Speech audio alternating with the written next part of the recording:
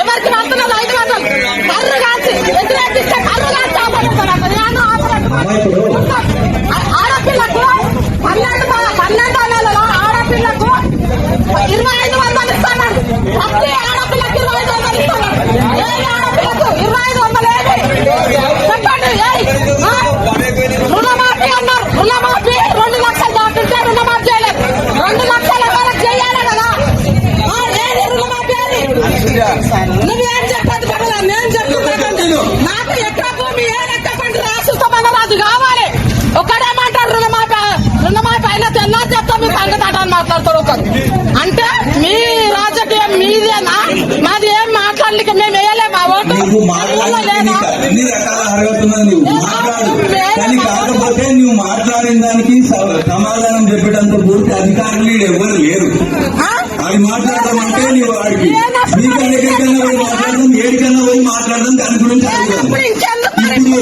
ఇప్పుడు ఈ మీటింగ్ వచ్చిందా? నీ పేరు రాలేదా? రాకపోతే నీ పేరు రాలేదంటే ఎందుకు వచ్చింది? ఒకవేళ అరువులు కాని వాళ్ళకి వచ్చిందంటే వీళ్ళు అరువులు గారు వీళ్ళకి వచ్చింది వీళ్ళకి తీసేయమంటే తీసేయమంటే ఇంతవరకు వీడున్నది. హామీలు ఇచ్చిన దాని గురించి అంటే దాని గురించి ఓనాడు ధర్నా చేద్దాము, పోదాము, లేదా ప్రసాద్ దగ్గరికి పోయి అడుగుదామంటే అడుగుదాము, ఏడ కలెక్టర్ ఆఫీస్ పోదామంటే పోదాము, ఓనాడు పోదాం. నేనే కోరుకొని పోతా. ఆయన కలెక్టర్ ఆఫీస్ కూడా నేనే కోరుకొని పోతా. ఆయన పోయి మాట్లాడదాం. దాని గురించి చెప్పడానికి అధికారులు ఎవరు లేరు. ఓన్లీ గ్రామానికి సంబంధించిన వాళ్ళకి ఏమంటే వీళ్ళు చెప్తారు.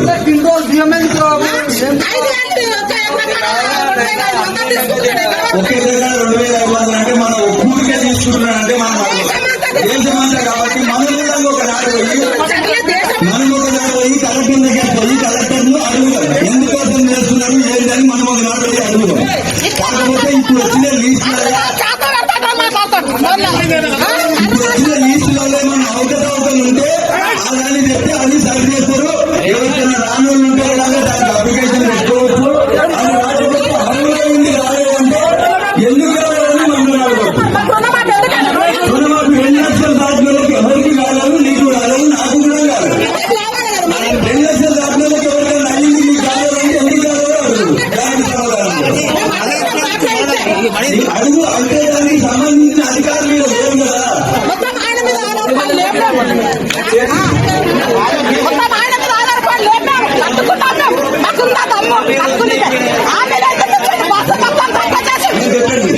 ఎవరైనా డబల్ పేర్లు వచ్చినా ఆ డబల్ పేర్లు వచ్చినా ఒకరు అరువులు కానోళ్ళకి నేను చెప్పండి ఇంటికి మహిళలో చెప్తున్నాను.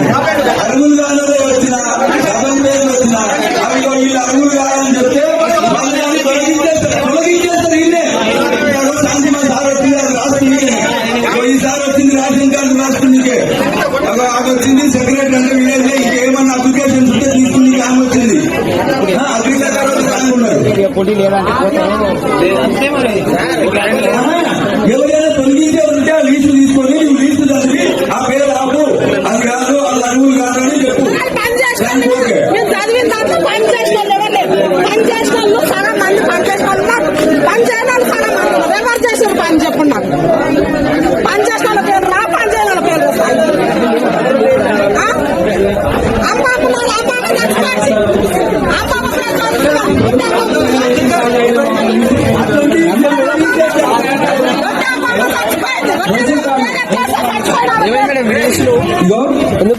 ఎవరి అన్నా అరువులు కానోళ్ళు వచ్చిన వాళ్ళు ఉండని అనుకోని మనం ఉంటాయి.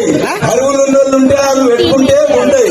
వచ్చి అంటే తీసేద్దామంటే అరువులు కానోళ్ళని తీసేసి 4 పేర్లు అయితే మన అరువులు ఉన్నోళ్ళే ఇద్దామంటానంటే మనమే మాట్లాడుకొని దాన్ని డిసైడ్ చేసి పేరు చదివినప్పుడు ఈ పేరు వద్దు అని చెప్తే అయిపోతుంది. ప్రాణాలు ఎక్కేందుకు దరఖాస్తులు తీసుకుంటారు. అది రాకపోయి వచ్చిన వాళ్ళు వస్తే అప్పుడు అడగొద్దు.